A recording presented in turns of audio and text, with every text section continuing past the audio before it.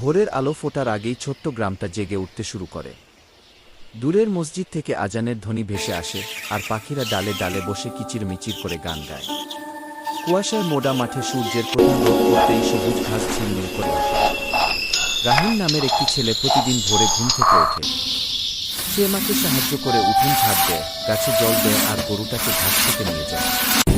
কাজ করতে করতে সে আকাশের দিকে তাকিয়ে সূর্যকে দেখে হাসে। তার মনে হয় প্রতিটি সকালই নতুন আশার বার্তা নিয়ে আসে। একদিন সকালে সে দেখে একটি ছোট পাখি উঠোনে পড়ে আছে। রাহিম আদর করে পাখিটাকে হাতে নিয়ে একটু জল খাওয়া। কিছুক্ষণ পর পাখিটি আবার উড়ে গেল।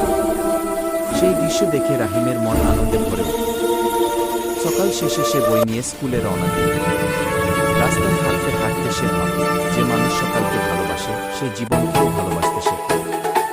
গ্রামের সেই শান্ত সকাল রাহিমের মনে শক্তি আর সাহস ভরে।